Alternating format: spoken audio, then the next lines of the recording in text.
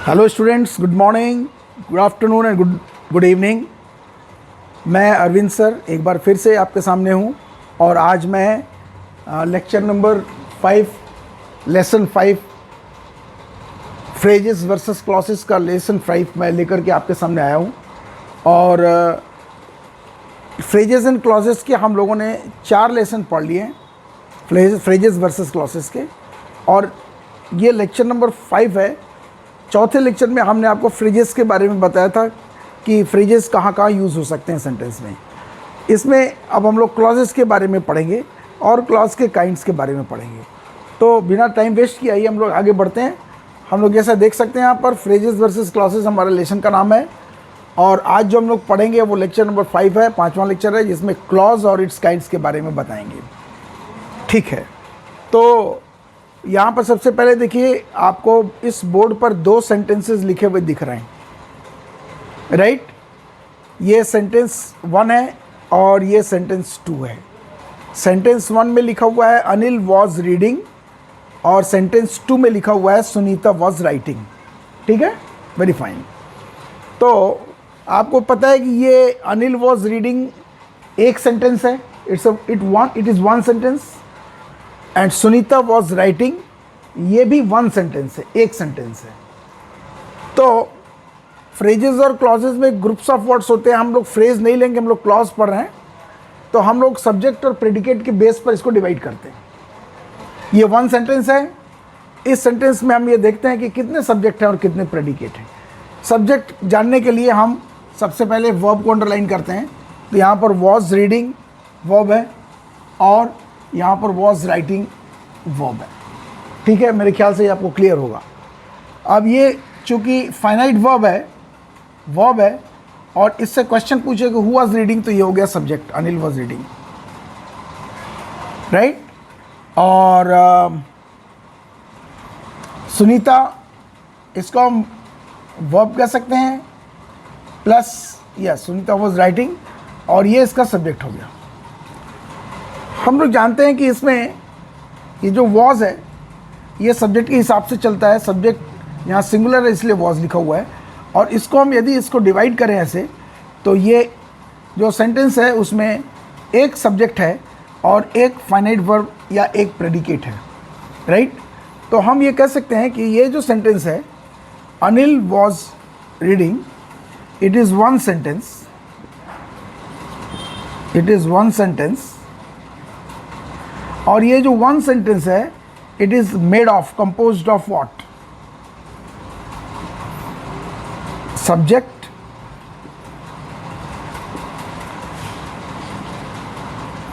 Anil, and predicate was reading।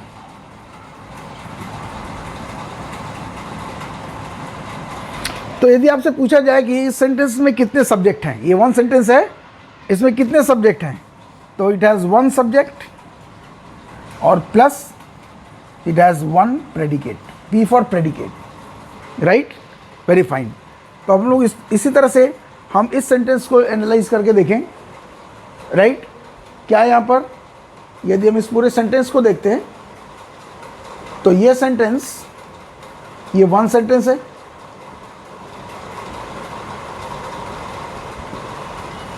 और ये 1 sentence जो है वो बना हुआ है सब्जेक्ट और प्रेडिकेट का। इसमें सब्जेक्ट क्या है, सुनीता यहाँ सब्जेक्ट है, और प्रेडिकेट क्या है, वॉज राइटिंग, प्रेडिकेट है वॉज राइटिंग, वेरी फाइन। इसमें नंबर ऑफ सब्जेक्ट्स कितने हैं, 1 सब्जेक्ट, और प्लस नंबर ऑफ प्रेडिकेट कितने हैं, 1 प्रेडिकेट। प्रेडिकेट की संख्या फाइनाइट वर्ब पर डिपेंड करती है। फाइनाइट वर्ब यदि 1 होगा तो प्रेडिकेट 1 होगा, राइट। तो हमने क्या देखा कि 1 सब्जेक्ट, एक सेंटेंस जो है, ये sentence can be made of 1 subject and 1 predicate. हमने ये देखा एक sentence, 1 sentence can be made of one subject and one predicate. और वही यहाँ पर भी शो कर रहा है कि this one subject plus one predicate can make what is known as a sentence, right. तो हम ये लिख सकते हैं कि one sentence is equal to one subject plus one predicate. This is one possibility. एक संभावना तो ये है। अब इसमें आप ये क्वेश्चन पूछ सकते हैं कि सर क्या एक से कम सब्जेक्ट और प्रेडिकेट हो सकता है? नहीं हो सकता, बिल्कुल। यदि एक भी सब्जेक्ट और प्रेडिकेट नहीं हुआ तो वो फिर सेंटेंस नहीं रह जाएगा, वो फिर क्लॉज भी नहीं रह जाएगा, तो वो फ्रेज हो जाएगा, ठीक है। यदि आपको कोई दिक्कत हो रही है तो आप हमारा पिछला 2 वीडियो देखें, उससे क्लियर हो जाएगा, लेक्चर नंबर 3 और लेक्चर नंबर 4, ठीक है। तो हमने ये देखा कि मिनिमम इन दोनों से ये क्लियर होता है कि one subject sentence may be made up of at least one subject and one predicate, ठीक है। मेरे ख्याल से क्लियर है। अब जरा सा हम क्या करते हैं कि एक दूसरा सेंटेंस लिखते हैं। इसको आप याद रखिएगा कि one sentence may be made up of one subject and one predicate, right. अब इसी की जगह मैं एक दूसरा सेंटेंस लिख रहा हूं।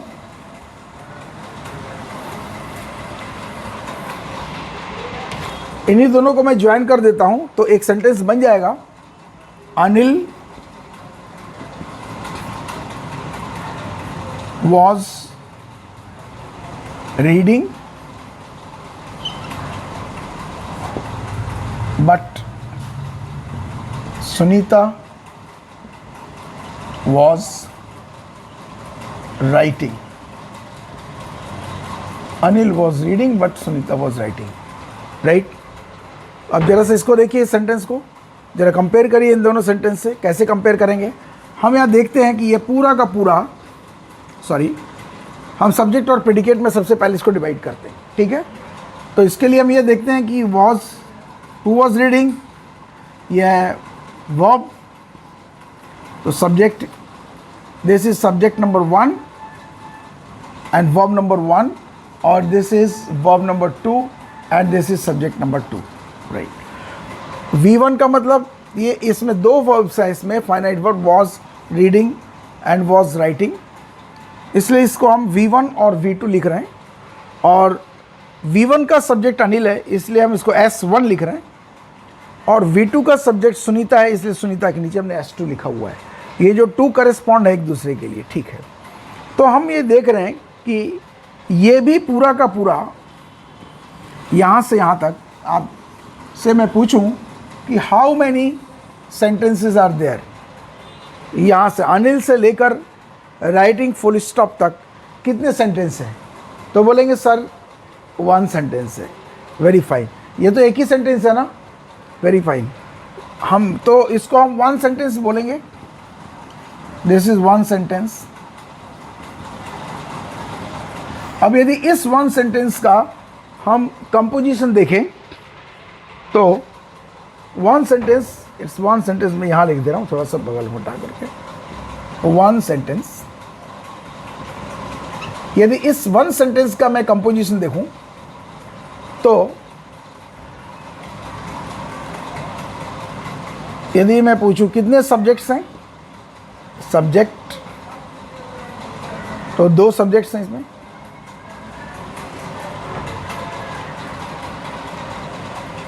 सब्जेक्ट्स 2 हैं इसमें।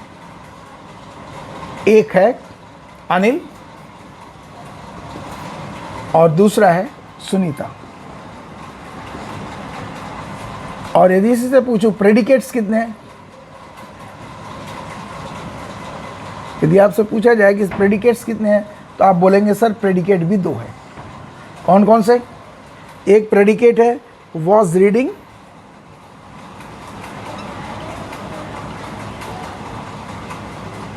और दूसरा प्रेडिकेट है was writing.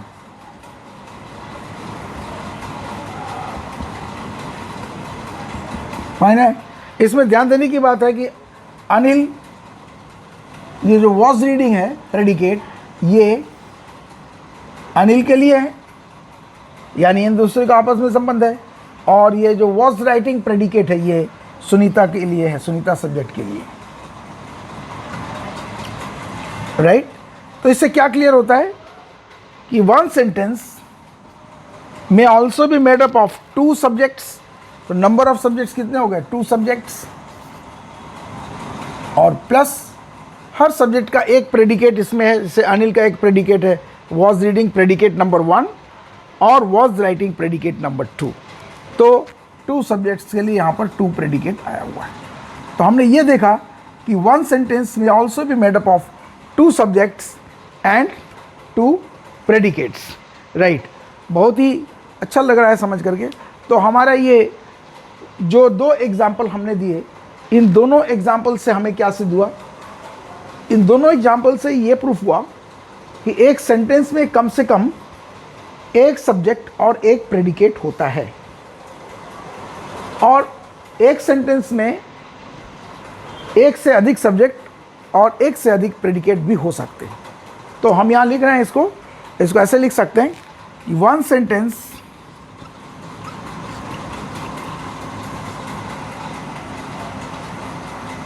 Can have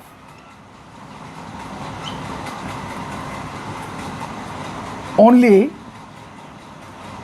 one subject plus one predicate, and one sentence also can have more than one subject plus more than one predicate. अब इन दोनों को कंबाइन कर दें तो हम ये लिख सकते हैं कि one sentence may be made up of one or greater than one subject plus one or greater than one predicate। ये आपको एक जनरल चीज़ समझ में आनी चाहिए। ये जो सिंबल है इस पर घबराइए मत, इसका मतलब ग्रेटर देन होता है और इसमें इक्वल टू, यानी या तो वन सब्जेक्ट के बराबर होगा या एक सब्जेक्ट से ज़्यादा होगा इसमें। इसका मतलब है कि एक प्रेडिकेट हो सकता है या एक प्रेडिकेट से ज़्यादा हो सकता है, राइट। तो हमारे लिए ये समझने की बात है कि कम से कम एक सेंटेंस में कितने सब्जेक्ट और कितने प्रेडिकेट हो सकते हैं, राइट। तो आपको ये बिल्कुल अच्छी तरह से समझ में आ गया होगा कि कम से कम एक सेंटेंस में एक सब्जेक्ट और एक प्रेडिकेट हो सकता है, राइट। तो जरा से इसको एनालाइज करके देखें कि सर ये जो सेंटेंस, आपको मन में एक क्वेश्चन उठ सकता है कि ये जो सेंटेंस नंबर 3 आपने लिखा है, ये सेंटेंस नंबर 3 में अनिल वॉज रीडिंग एक सेंटेंस हो सकता है, सुनीता वॉज राइटिंग भी एक सेंटेंस हो सकता है। तो क्या हम सेंटेंस 1 और सेंटेंस 2 लिख सकते हैं? क्या हम सेंटेंस के अंदर सेंटेंस बोल सकते हैं? ये पूरा का पूरा एक सेंटेंस है। क्या इस सेंटेंस को हम ये कह सकते हैं कि ये एक सेंटेंस दो अलग अलग सेंटेंस को मिलकर बनाया गया है? आप ये कह सकते हैं, परंतु ये ग्रामेटिकली कहना ठीक नहीं रहेगा। एक सेंटेंस के अंदर एक सेंटेंस नहीं हो सकता। हाँ, इसको हम अलग कर दें तो इसको एक सेंटेंस बोल सकते हैं, लेकिन जब इन दोनों सेंटेंस को हम जोड़ते हैं किसी कंजंक्शन के द्वारा तो ये एक सेंटेंस हो जाता है। फिर ये इंडिविजुअल सेंटेंस अपना अस्तित्व खो देता है, राइट। यानी ये जो अनिल वॉज रीडिंग है ये एक सेंटेंस था पहले, लेकिन जब ये सेंटेंस में ज्वाइन हो गया तो अब ये अपना सेंटेंस का जो परिचय था वो खो दिया। तो ये क्या हो गया, ये हम अभी समझेंगे। जब सेंटेंस, ये जो वन सब्जेक्ट और वन प्रेडिकेट है, ये यूनिट का काम कर रहा है, एक इकाई का काम कर रहा है, क्योंकि किसी सेंटेंस में दो सब्जेक्ट और दो प्रेडिकेट हो सकते हैं, राइट। तो एक सब्जेक्ट और एक प्रेडिकेट मिनिमम नंबर है, और उस मिनिमम नंबर को हम क्या बोलते हैं, उसी मिनिमम नंबर को हम क्लॉज बोलते हैं, राइट। सेंटेंस फॉर्मेशन में, यानी वाक्य बनाने में, वाक्य बनाने का जो यूनिट है वो क्लॉज है, राइट। क्लॉज से वाक्य बनता है, क्लॉज से सेंटेंस बनते हैं, राइट। फ्रेजेस से क्लॉजेस बनते हैं, सॉरी एक मिनट, फ्रेजेस से क्लॉजेस बनते हैं, लेकिन क्लॉजेस से सेंटेंस बनते हैं, राइट। तो हमने यहाँ देखा कि यदि हम इस सेंटेंस को एनालाइज करते हैं फिर से ऊपर वाले को, राइट, तो सेंटेंस और क्लॉज में डिफरेंस समझना जरूरी है। कि जैसे ऊपर वाला सेंटेंस है, ये इस सेंटेंस को लेता हूँ, अनिल वॉज रीडिंग, तो Anil was reading is one sentence, इसमें है one subject plus one predicate, right. इसका मतलब इसमें है वन क्लॉज।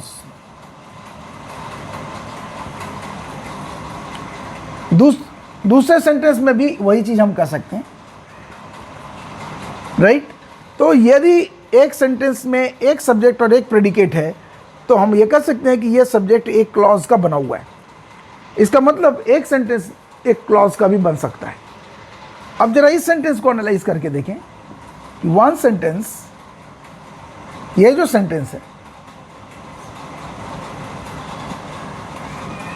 है ये सेंटेंस में two subject and two predicate है, इसलिए ये टू क्लॉजेस का बना हुआ है, राइट। ये टू क्लॉजेस का बना हुआ है। यहां मैंने दिया ये सेंटेंस टू क्लॉजेस के बने हुए और ये सेंटेंस वन क्लॉज का बना हुआ है, राइट। इसलिए यदि एक सेंटेंस में सिर्फ एक सब्जेक्ट और एक प्रेडिकेट हो तो वो सेंटेंस वन क्लॉज का बना होगा, और यदि उसमें टू या more than two clauses subject predicate हो तो वो टू क्लॉजेस या मोर देन टू क्लॉजेस का भी बना हो सकता है, राइट। Very fine. तो इस तरह से हमें पता चलता है कि इस सेंटेंस को बनाने के लिए एक क्लॉज लग रहा है और इस सेंटेंस को बनाने के लिए दो क्लॉज लग रहा है, लेकिन दोनों क्लॉज को ज्वाइन करने के लिए एक यहाँ पर कंजंक्शन यूज़ हो रहा है जो कि एक कॉमन फीचर है। इस तरह से हम ये देखते हैं कि जिस सेंटेंस में two subject and two clauses होते हैं उनका स्ट्रक्चर हो जाता है, उनका स्ट्रक्चर क्या हो जाता है, ऐसे हो जाता है उनका स्ट्रक्चर हो जाता है इस तरह से कि दिस सेंटेंस का स्ट्रक्चर हो जाता है दिस इज, ये पोर्शन जो है ये हो जाता है क्लॉज वन, ये पोर्शन हो जाता है क्लॉज टू और ये हो जाता है कंजंक्शन। तो clause one plus conjunction plus clause two, जिस सेंटेंस में दो क्लॉजेज आते हैं वो इस प्रकार का स्ट्रक्चर आता है। दो क्लॉजेज होंगे और दोनों को जोड़ने वाला एक कंजंक्शन होगा, ठीक है। Very fine. तो हमारे ख्याल से आपको ये समझ में आ गया है। मैं एक एग्जांपल और यहाँ पर लिखता हूँ, उससे और भी स्पष्ट हो जाएगा, ठीक है। वीडियो यदि पसंद आ रहा है तो इसे लाइक करना और शेयर करना ना भूलें। तो स्टूडेंट्स दूसरा एग्जाम्पल फटाफट देखते हैं, दूसरा सेट ऑफ एग्जाम्पल्स। यहाँ देखिए पहला सेंटेंस क्या लिखा हुआ है, द सन सेट, सूर्य डूब गया। और दूसरा सेंटेंस है देन वी रिटर्न, तब हम लोग लौट आए, देन वी रिटर्न, राइट। अब क्या है कि इसको हम एनालाइज उसी तरह से करते हैं। यहाँ पर देखिए लिखा हुआ है द सन सेट, यहाँ पर सेट जो है फाइनाइट वर्ब है और इसका सब्जेक्ट ये है the sun. Sentence number two में रिटर्न इसका फाइनाइट वर्ब है और इसका सब्जेक्ट है। तो हम ये देख रहे हैं कि ये एक सेंटेंस है, ये वन सेंटेंस कितने का बना हुआ है, this one sentence is made up of, this is one sentence and this one sentence is made up of one subject and one finite verb, one subject plus one finite verb, या हम इसको बोल सकते हैं one predicate, one subject और one finite verb और one predicate। इसमें यहाँ पर देखिए इसमें भी ये जो सेंटेंस नंबर 2 है ये भी वन सेंटेंस है और ये भी आप इसी तरह से बता सकते हैं कि ये एक सब्जेक्ट और एक फाइनाइट वर्ब का बना हुआ है, one subject plus one finite verb और प्रेडिकेट। तो हम ये दोनों तरह से इसको हम समझ लिए। इसका मतलब ये जो वन सेंटेंस है ये वन क्लॉज का बना हुआ है और ये भी वन सेंटेंस जो है ये वन क्लॉज का बना हुआ है, क्योंकि set of one subject and one finite verb ये जो होता है इसी को हम क्लॉज बोलते हैं, इसी को हम क्लॉज बोलते हैं, राइट। तो वन सब्जेक्ट और एक क्लॉज में एक सब्जेक्ट और एक फाइनाइट वर्ब होता है, ये क्लियर हुआ, राइट। अब जैसा इन दोनों सेंटेंस को हम ज्वाइन कर देते हैं, राइट। तो इन दोनों सेंटेंस को यदि हम ज्वाइन कर दें तो क्या होगा, इन दोनों सेंटेंस को यदि हम ज्वाइन कर देते हैं तो इस तरह से हो जाएगा। देखिए ये तीसरा सेंटेंस हो जाएगा we returned when the sun set. We returned when the sun set.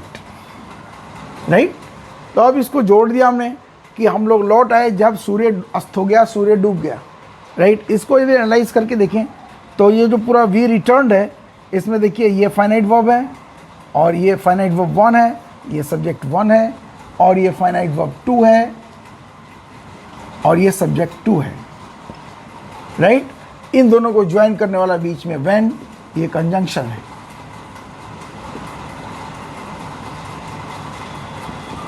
Right?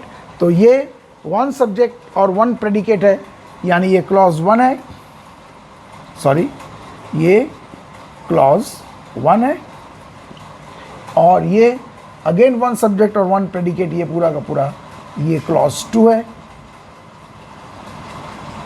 और बीच में कंजंक्शन है।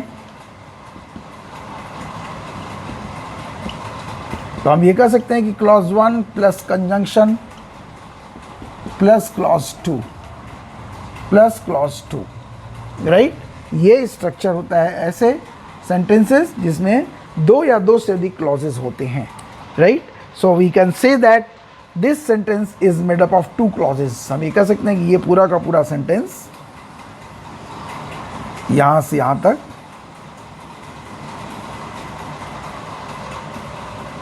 है ना, ये 2 क्लॉजेस का बना है। कितने क्लॉज का बना है? 2 क्लॉजेस का। इसी तरह से 3 क्लॉज भी हो सकते हैं। राइट? तो मेरे ख्याल से ये सारी चीज़ें क्लियर हो गई आपको और मुझे और इसमें कुछ ज़्यादा बताने के लिए for the time being clause को समझाने के लिए इससे ज़्यादा समझाने की ज़रूरत नहीं है। इसके लिए आपको प्रैक्टिस करने की ज़रूरत पड़ेगी। Right? I hope you have understood this and आप इसको अच्छे से समझ लिए हैं और वीडियो आप पूरा देखिए, बार बार देखिए, लाइक करिए, शेयर करिए ताकि दूसरों को भी इसका फ़ायदा हो सके। हम लोग आज इस वीडियो में बस इतना ही पढ़ेंगे ताकि कन्फ्यूज़न ना क्रिएट हो। अगले वीडियो में हम लोग पढ़ेंगे काइंड्स ऑफ क्लॉजेस। ठीक है? उसके बाद वाले वीडियो में हम लोग पढ़ेंगे कि फ्रेज और क्लॉज को हम एक साथ एनालाइज करेंगे। ठीक है? कंपैरेटिवली एनालाइज करेंगे ताकि क्लॉज और फ्रेज का कन्फ्यूज़न दूर हो जाए। ठीक है? Thank you very much for watching this video. I hope you have understood it. God bless you. Keep yourself safe.